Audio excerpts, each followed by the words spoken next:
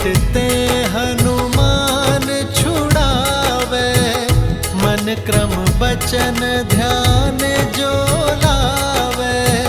सब पर राम तपस्वी राजा, तिनके काज सकल तुम साजा।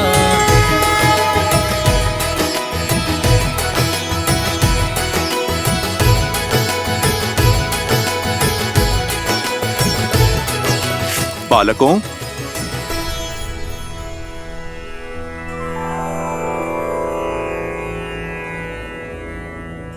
बालकों, अब परिस्थिति उलझ चुकी है। बताओ, स्वयं अश्व मुझे सौंपोगे या? देखिए, हमारा लक्ष्य न ही ये अश्व है और न ही कोई युद्ध। हम तो केवल माता सीता और प्रभु श्री राम को एक करना चाहते हैं, उनसे प्रश्न पूछना चाहते हैं, उनके इस निर्णय का आधार हम जानना चाहते हैं। और यह अश्व उद्देश्य पूर्ति का साधन बना है, तो इसे तो हम किसी को भी नहीं सौंप सकते। तो आप लोग मुझसे युद्ध करोगे? आपसे लड़कर हम ये अश्व तो छुड़ा लेंगे, किंतु क्या आपकी इतनी सहायता का हम उपकार चुका पाएंगे? इसलिए हमें मध्य का मार्ग चुनना चाहिए। मेरे भैया का अर्थ है कि कोई ऐसा मार्ग चुने जिससे शस्त्र भी ना उठाना पड़े और हमारा उद्देश्य भी पूरा हो जाए। मेरे विचार तो मेरे प्रभु की भांति बिल्कुल सीधे और सरल हैं। प्रभु श्री राम का नाम जपता हूँ, सीताराम की जय जयकार लगाता हूँ। मुझ में इतनी बुद्धि कहाँ कि मैं आप दोनों के प्रश्नों का उत्तर दे पाऊं। आप दोनों तो बल और बुद्धि का अद्भुत संगम हैं। आप ही निकाल दीजिए कोई मार्ग। अद्भुत तो आप हैं हनुमान जी।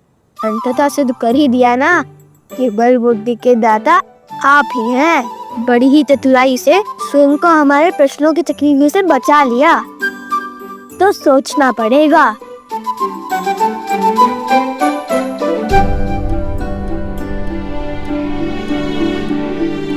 भैया, हनुमान जी तो बड़े बलवान हैं, उनसे लड़ेंगे कैसे? और बातों में आकर तो ये अपने राम धर्म से हटने से रहे। तो फिर कोई मार्ग भी नहीं है हमारे पास, हमें हनुमान जी से युद्ध ही करना होगा।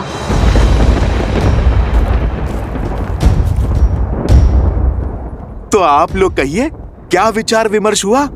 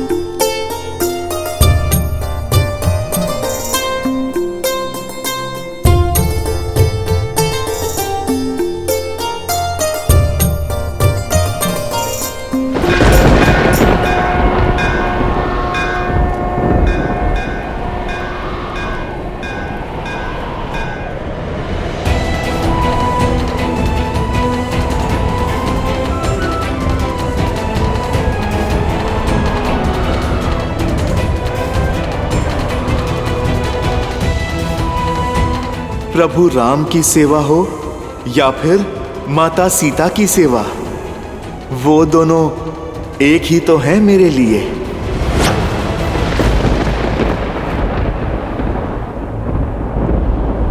हम जानते हैं कि आप माता सीता के कितने समीप हैं।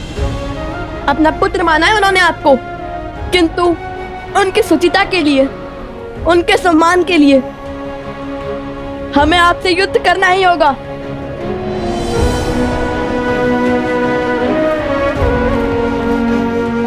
भैया, हम अपना धर्म निभा रहे हैं और हनुमान जी अपना।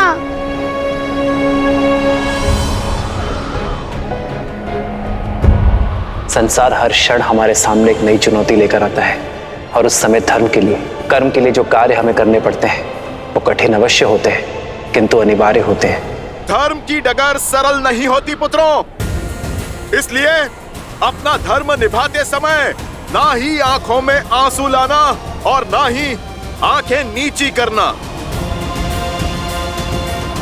यही मंत्र है उनका जो मेरे तुम्हारे आराध्य हैं। वो मंत्र है प्रभु श्री राम का। और मेरा धर्म स्पष्ट है, अश्व की रक्षा।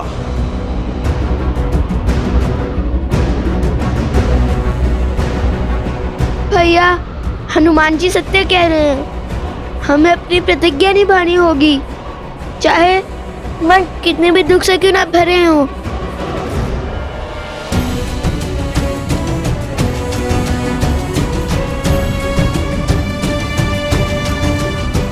सावधान!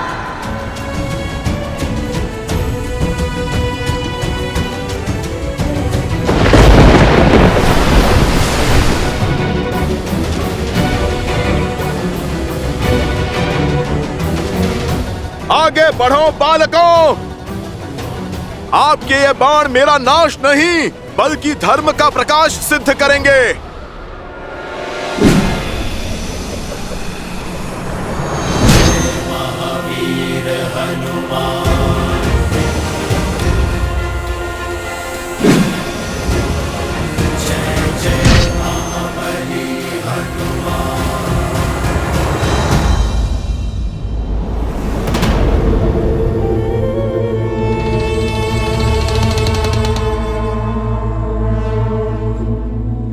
हर बार स्वयं असफल होकर मुझे नए कार्य में लगा देते हैं महाराज।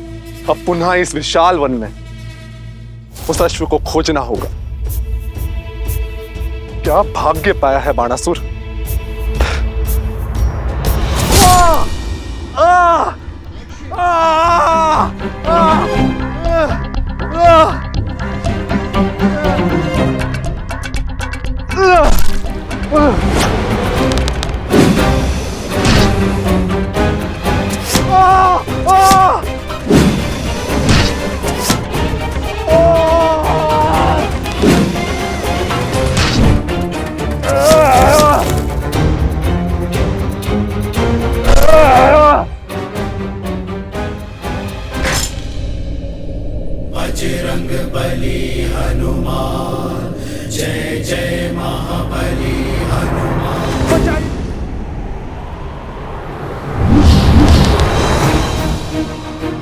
भैया, हमारे सारे अस्त्र व्यर्थ हो गए। इनसे लड़ना असंभव है।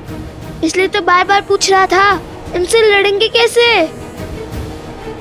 क्या हुआ बालकों, किस सोच में पड़ गए? मैं फिर कहता हूं, रोक दीजिए युद्ध। चलो हम अश्व लेकर प्रभु श्री राम की शरण में चलते हैं। हनुमान जी, मुझे आपकी बात स्वीकार है। अति उत्तम, अर्थात युद्ध समाप्त। किंतु उससे पहले एक विनती है हमारे हनुमान जी। हाँ हाँ बोलिए, मुझे सब स्वीकार है, बोलिए।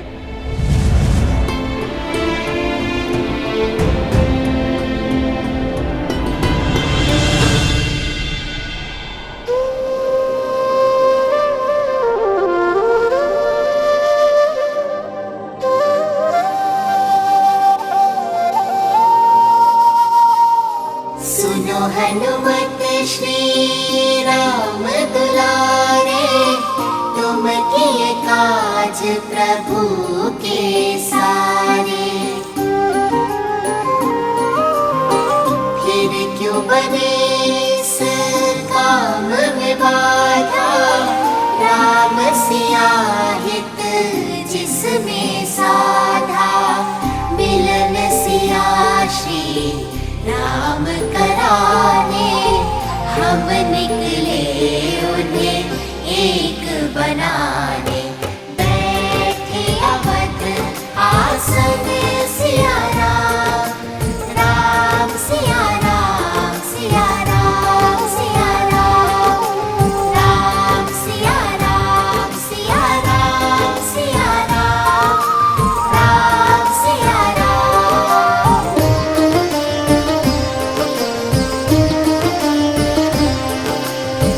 जिस कारण तुम भटके वन वन, सागर लांग किए युद्ध दशानन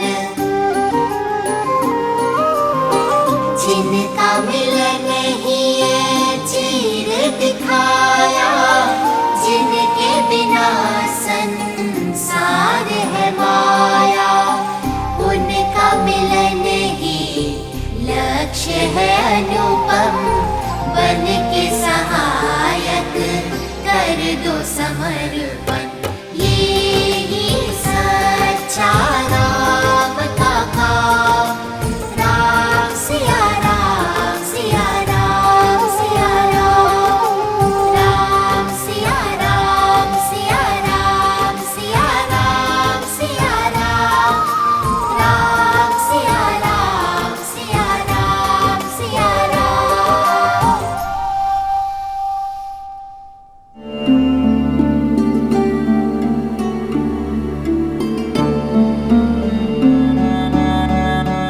हनुमान जी, हम जानते हैं आपका हराना असंभव है, किंतु श्री राम और माता सीता को साथ लाने का और कोई मार्ग नहीं है हमारे पास। इसलिए ये हमारी विनती है कि आप स्वयं ही हमारे बंदी बन जाइए।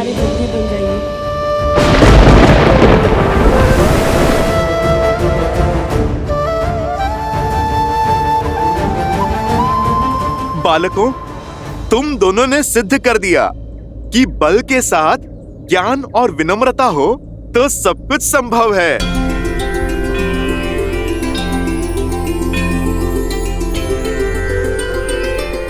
मैं राम भक्त हनुमान आपका बंधन स्वीकार करता हूँ।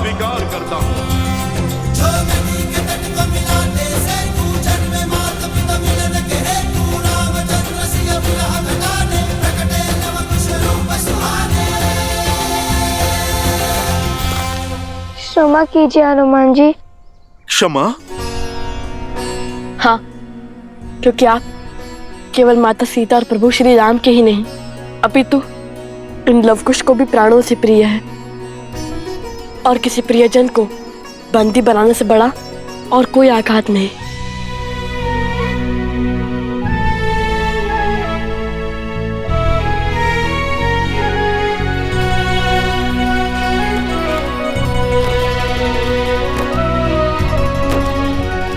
आप दोनों ने जो किया वो सीख है इस संसार के लिए, जिसे मानव कालांतर तक स्मरण रखेगा।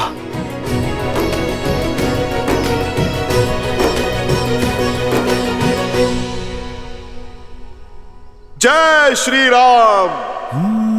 मंगल भवन अमंगल हारी, द्रवहु सुदशरथ अजर बिहारी।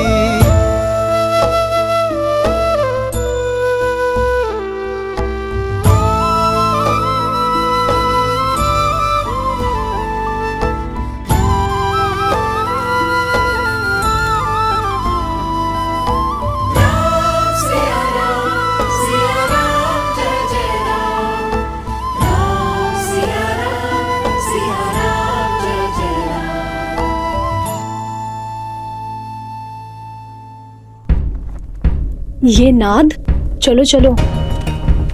अरे अभी मेरी पूजा शेष है। पूजा बाद में संपन्न करना, अभी चलो यहाँ से।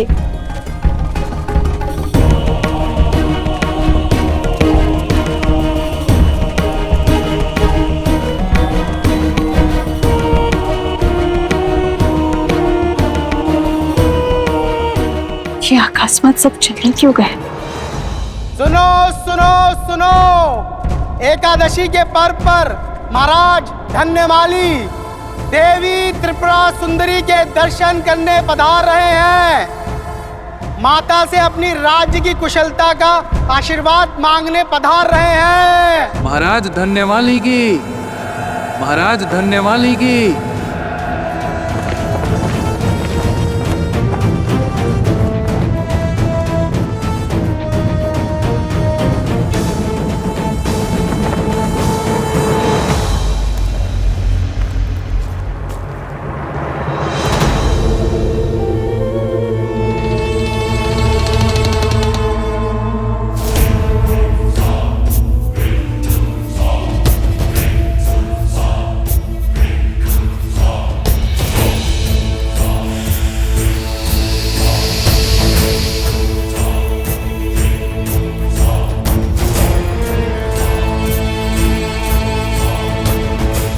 इस पात्र के प्रताप से अब ये राजा और उसकी सेना माता त्रिपुरा सुंदरी का नहीं, महाराज सहस्त्रमुख रावण का आशीष पाएंगे।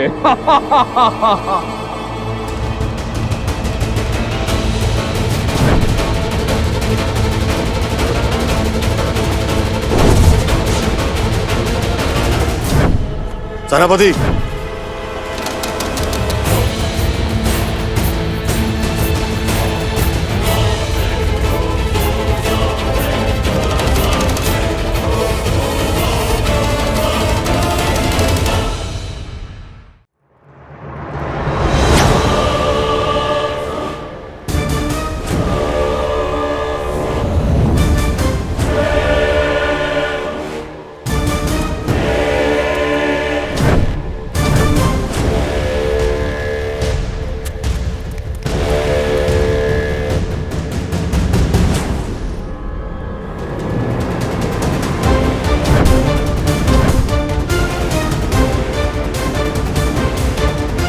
ए स्त्री, उठो।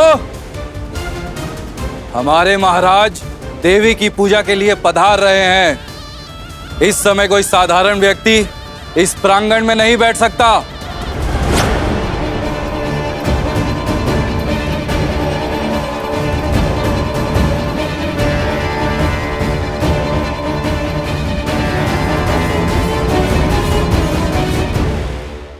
माता की दृष्टि में कौन साधारण, कौन असाधारण, सभी भक्त सम्मान है और सभी को पूजा करने का अधिकार है। अभी मेरी पूजा संपन्न नहीं हुई है। जब मेरी पूजा संपन्न होगी तभी उठ सकती हूं मैं। अच्छा, एक साधारण सी स्त्री होकर हमसे तर्क वितर्क का दुस्साहस।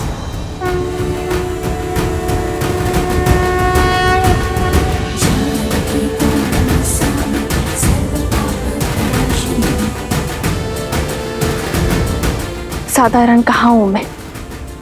माता त्रिपुरा सुंदरी की भक्त हूं मैं, और भक्ति के रंग में रंगा हुआ मन कभी साधारण नहीं हो सकता। क्या तुम नहीं जानती मैं किसकी बात कर रहा हूं? यहाँ के महाराज श्री धन्यमाली पूजा के लिए पधार रहे हैं, और हमारे महाराज के अपमान का दंड तुम्हारे जीवन का अंत है।